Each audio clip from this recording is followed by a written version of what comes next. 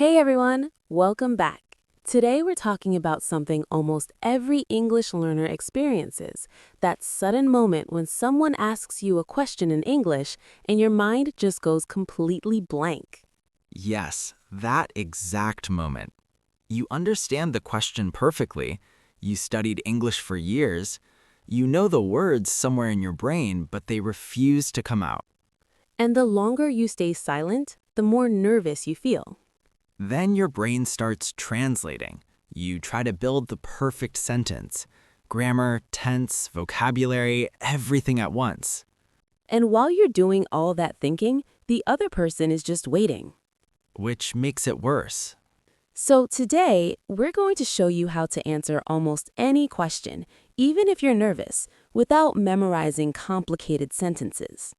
Instead of learning more English, you're going to learn how conversations actually work. Let's start with the real problem. People think they can't speak because they don't know enough English. But that's usually not true. The real reason is pressure. Your brain believes you must answer immediately and perfectly. Native speakers don't do that. Exactly. They don't rush to the answer. First, they create space to think. When someone asks you a question, your job is not to answer fast. Your job is to stay comfortable. So the first step is simple. Use a natural opener. Not, A real phrase. For example, that's a good question. Let me think. Well, actually, I'd say, Listen to the difference. Question. What do you usually do on weekends? Bad answer. I weekend, sometimes friend, go. Natural answer. Well, usually I spend time with friends or just relax at home. the second person sounds fluent, not because of grammar, but because they had time to think. Silence creates pressure.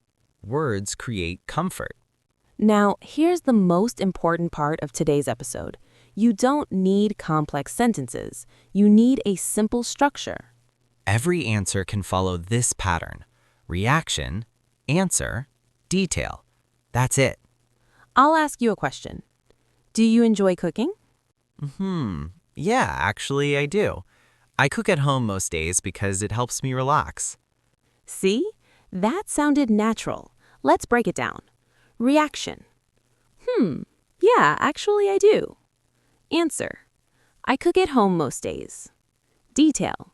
Because it helps me relax. This works for almost every question. Okay, Liam, why are you learning another language? Well, I've always liked communicating with different people, and learning a language makes traveling easier. Again, same structure and no complicated grammar. This is the moment most learners panic. You want a specific word, but you don't remember it. So you stop talking. But fluent speakers don't stop. They describe. For example, imagine you forget the word elevator. You can say, the moving room that goes up and down in buildings. And communication continues perfectly. Speaking is not vocabulary testing, it's idea sharing. Here's one powerful sentence you should memorize. I'm not sure how to say it exactly, but... After that, you can speak imperfect English and still sound confident. Because now the listener understands you're explaining something. Confidence is clarity, not perfection. Another reason conversations feel stressful is simple. You feel examined. Like an interview.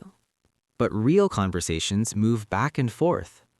So after answering, return a small question. Example. Do you like traveling?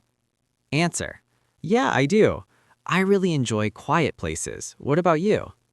Now the pressure disappears. Let's practice together.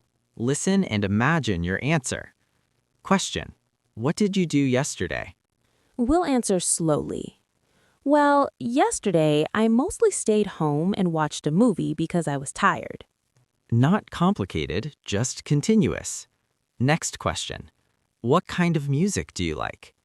I'd say I like calm music, especially when I'm working because it helps me focus. Next one. Are you a morning person? Honestly, not really. I feel more energetic at night. Many learners think fluency means speaking fast. But fast speech often creates more mistakes and more stress. Fluency actually means you never get stuck. Even simple English can sound natural if it keeps moving. Next time someone asks you a question in English, remember 3 things. Buy time, say something simple, and add a small detail. You don't need advanced grammar to communicate. You just need momentum. Conversation is not about perfect sentences. It's about staying present and continuing. So today, don't try to speak perfectly. Try to speak continuously. And you'll notice something surprising. The fear disappears once the conversation moves. Thanks for listening. And we'll see you in the next conversation.